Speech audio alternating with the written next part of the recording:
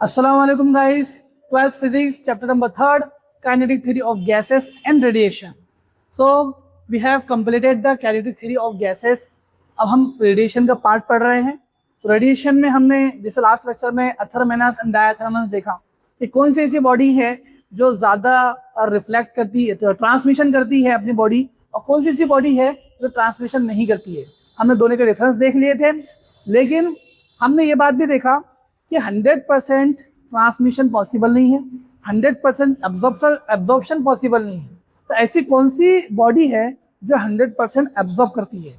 Perfectly black body कौन सी body होती है? तो देखिए, हम ब्लैक कलर को तो समझ लेते हैं कि ये ब्लैक बॉडी है, बट ब्लैक भी 100% हीट को एब्जॉर्ब नहीं कर पाता। तो हम लैब में एक एक्सपेरिमेंट करते हैं जिसको हम बोलते हैं फेराज ब्लैक बॉडी। इसमें क्या होता है, एक डबल वॉल शेप हम बनाते हैं। अभी स्फेरिकल शेल है, ये डबल वॉल है, और डबल वॉल में अंदर से हम लोग क्या लगाते हैं, black lamp. What is black lamp? Black lamp जैसे आप वो चिराग में से सिया निकलती है ना, कालिक निकलती है, दैट कालिक वो इतनी ज़्यादा लाइट को एब्जॉर्ब कर लेती है, हीट को एब्जॉर्ब कर लेती है कि वो रिफ्लेक्ट बहुत कम करती है। 98%, कितना परसेंट?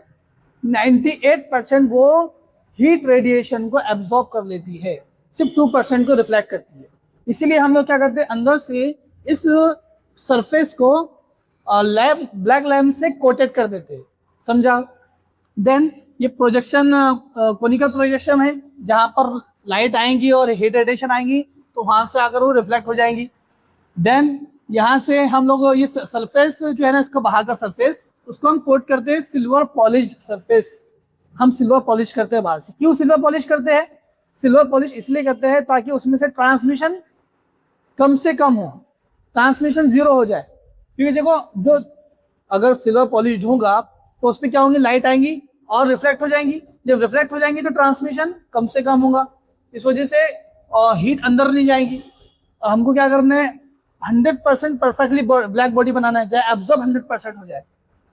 ओके, तो अंदर का सरफेस ब्लैक लैम्प का हो गया, बाहर का सरफेस सिल्वर पॉलिश्ड हो गया। ये कोनिकल प्रोजेक्शन है। देन ये इवेक्यूएटेड स्पेस है, ये स्पेस खाली है, अंदर का डबल वॉल्ड है। अब यहाँ पर एक होल है, इस होल से हीट अंदर एंटर कर रही है। जैसे अंदर एंटर करेंगी, इसको जाकर यहाँ से रिफ्लेक्ट हो जाएंगी। यहाँ जाने के बाद सबसे पहले वो क्या होंगी, 98% तक के एब्जॉर्ब हो जाएंगी, और एब्जॉर्ब होने के बाद में 2% इधर जाएंगी, फिर यहाँ आएंगी, उस 2% का 98% एब्जॉर्ब हो जाएगा, सिर्फ 2% बाकी रहेगा, वो ऊपर जाएगा। ऐसे एंड सो ऑन चलता रहेगा। हर 2% का 98% एब्जॉर्ब होता चला जाएगा। लास्ट में हीट की जो क्या बोलेंगे इंटेंसिटी है, वो इतनी कम हो जाएगी कि वो परफेक्टली ब्लैक बॉडी बन जाएगी। अगर हम इस होल से अंदर देखेंगे तो हमको क्या दिखेगा, नथिंग, और that nothing is called perfectly black body. तो आई होप आपको समझ में आया हो कि परफेक्टली ब्लैक बॉडी बोलते किसको है। ये पूरे का पूरा शेप परफेक्टली ब्लैक बॉडी नहीं है। परफेक्टली ब्लैक बॉडी है ये वाला शेप, ये वाला जो होल है ना, होल। जैसे मैं आपको एक एग्जांपल देता हूँ, एक बंद कमरा है पूरा, जहाँ से कोई भी लाइट एंटर हो नहीं सकती, कोई हीट रेडिएशन अंदर आ नहीं सकती है, पूरा बंद कमरा है, और आप दरवाजे में से, उसके डोर में से एक छोटा सा होल करके देख रहे हैं, तो आपको क्या दिखेगा कमरे के अंदर? नथिंग, कुछ नहीं दिखेगा, पूरा ब्लैक दिखेगा। That black is perfectly black body. बोलने में भी तकलीफ जा रही है वो, XYZ जो भी है, तो वो ब्लैक बॉडी होगा, 100% ब्लैक बॉडी होगा। अब ये जो हीट अंदर जाके इतने बार टकरा कर जब वापस बाहर आएंगी, वापस तो आने के लिए रास्ता मिलेगा नहीं, लेकिन फिर भी बहुत कम मिकदार में, कम क्वांटिटी में ये बाहर आ पाएंगी, और हम इसी को है परफेक्टली ब्लैक बॉडी कहेंगे। ये एब्जॉर्प्शन कितना करेगा? तो ये एब्जॉर्प्शन करेगा 99.9%। 100% तो इसको भी नहीं बोल सकते हम, ठीक है। 99.9% तक की हीट को एब्जॉर्ब कर लेंगी। 0.1%, सिर्फ 0.01% ये क्या होगा, इमिट होगा या फिर रिफ्लेक्ट होगा। तो आई होप ये आपको समझ में आया परफेक्टली ब्लैक बॉडी किसको कहते हैं। एक्चुअली मैंने अभी पूरा लेक्चर रिकॉर्ड किया था, बट पता ही नहीं कि लेक्चर रिकॉर्ड हुआ ही नहीं, इसलिए मैंने सब लिखा दिया, सब हो गया। उसके बाद में देख रहा हूँ तो रिकॉर्डिंग हुई नहीं, इसे 2 बार रिकॉर्डिंग करना पड़ रहा है। तो ये लिखा है, मैं आपको शॉर्टकट में से समझा देता हूँ। तो ये आपको समझ में आ गया ब्लैक बॉडी किसको कहते हैं। Then coefficient of emission. तो व्हाट इज इमिशन? सबसे पहले इमिशन को समझ लो। जैसे हमने देखा था कि अभी मेरे ऊपर ये भी लाइट क्या हो रही है, ये इमिट हो रही है। सबसे पहले तो ये इंसिडेंट हो रही है, इंसिडेंट होने के बाद में रिफ्लेक्ट भी हो रही है और एब्जॉर्ब भी हो रहा है, दोनों काम एक साथ हो रहा है। मतलब लाइट आ रही है किसी भी बॉडी पर, किसी भी ऑब्जेक्ट पर, वो एब्जॉर्ब भी हो जाएंगी, इमिट भी होंगी, एब्जॉर्ब भी होंगी, रिफ्लेक्ट भी होंगी और ट्रांसमिट भी होगी। तो अगर body at the same time absorb भी कर रहा है और रिफ्लेक्ट भी कर रहा है और ट्रांसमिट भी कर रहा है, तो हर जगह जो है हमारा जो इंसिडेंट रे होती है, इंसिडेंट रेडिएशन होती है, वो अलग अलग जगह डिवाइड हो जाती है।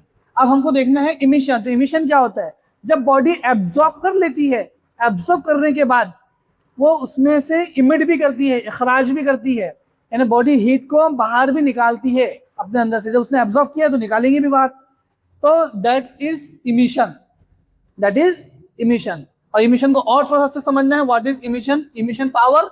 तो व्हाट इज इमिसिव पावर, तो emissive power is nothing but per unit area, per unit time में कितना हीट इमिट हो रहा है, दैट्स कॉल्ड इमिसिव पावर। यहाँ समझ लो आप, इमिसिव पावर किसको कहेंगे भाई, इखराज की ताकत क्या होगी, बाहर निकलने की ताकत क्या होगी, तो हम बोलेंगे per unit area, per unit time, per unit time, per unit area, कितना हीट निकल रहा है।